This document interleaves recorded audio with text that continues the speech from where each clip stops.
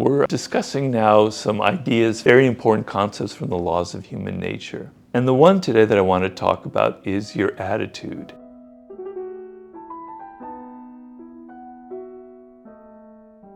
I'm not talking about being all sassy and having attitude. I'm talking about your attitude is essentially your lens through which you look at the world. Look at the world, that you see things as you are, but in fact that's not true at all. And so I want you to focus for a moment on all those times in your life when you've been at a crossroads and you have to make a decision, okay? It could be, should I start this business that I wanted to start? Should I sell my business? Should I take on this person to be my business partner? Should I join this company to work for? Should I get involved in the relationship with this woman or man, etc.? Should I have children? Should I write this book, etc., etc., etc.? In all those moments, you're at an important point in your life and you have to make a decision, okay? You go through a process, you think about it, you think, if I do this, bad things could happen. You tend to focus on all the negative. Or what a lot of people do is they think, this is just going to be fantastic. This business I'm going to start is just going to do wonderful. In either case, you go through a process, you kind of look at certain possibilities, and you make your decision. And you think that your decision was rational. You think your decision was based on a methodical process and that you were dealing with reality. But I'm here to say that that is not at all true. Your decision was based on your attitude, how you looked at things, right? I talk in the laws of human nature of different kinds of attitude. One of the most common type is the anxious attitude, where you're anxious about everything that's happening in the world. You're worried about everything. There's the perfectionist attitude, where everything has to be so perfect in your world and you can't stand anything that doesn't mesh with that. On and on and on. There's the grandiose attitude, where you think you're so wonderful that anything you do is going to be fantastic. Being an introvert or an extrovert are very common forms of attitudes that you have. And so, just to give you a couple of examples, let's say, I talk about this in human nature, let's say you come upon a river. You're taking a hike and you come upon a river, and you need to cross that river to then continue your hike where it gets even more beautiful. And in that river or creek, let's call it a creek instead, there are rocks to get through, and you have to kind of jump over those rocks to get to the other side. One person who has kind of an adventurous attitude, an open, excited, adventurous attitude, will look at those rocks and not hesitate, and he or she will just leap upon them and go off across the other side. Another person will look at them and go, oh my God, it's so wet and it's cold. There's moss on those rocks. If I try to go in there, I'll slip, I'll fall in there.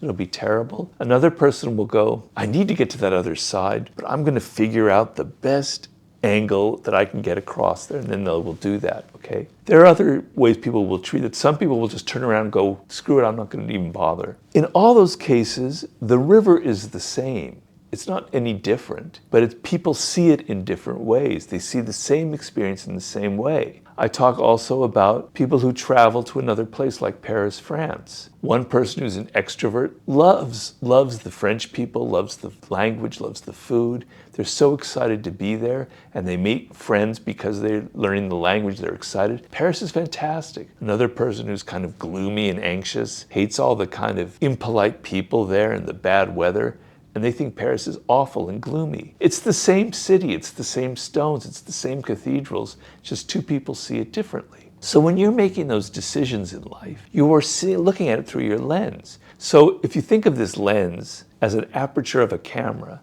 it either closes or it opens wide. And when you have a closing attitude, like you're negative, you're anxious, you're always seeing the bad side of things, that lens gets very narrow until you only have this kind of single focus, which is all on the negative. And because of that, you lose opportunities. You are the source of your own problems. Because you are anxious and negative and narrow and seeing all the negative things, you make bad decisions. You decide not to start that business when it's actually the best thing that you could do. You decide to take that job that pays so well because you want money, but it's not a job suited to you, etc., etc. You're making bad decisions because of your attitude. If you are open and expansive, if you are not afraid of life, if you think of something as like an adventure, and if I start that business, if I write that book and it fails, so be it. I've learned something. It's fun. It's like if I cross that river, I leaped across it and I fell, Okay, I got wet, it's a little bit cold, so what? Ha ha ha.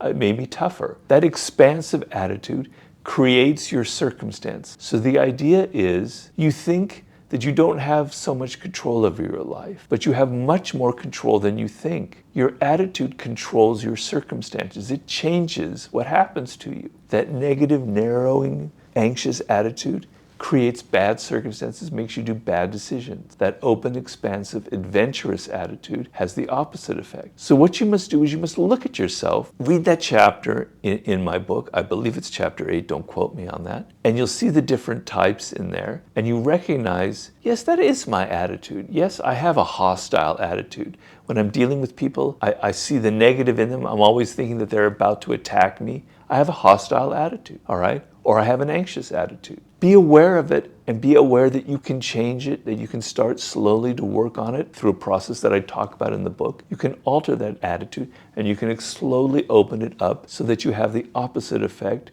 where you're creating positive circumstances around you. So this, I want you to recognize the attitude that you have, see the power that you have in altering it, and actually do the work in trying to expand that attitude of yours. Thank you.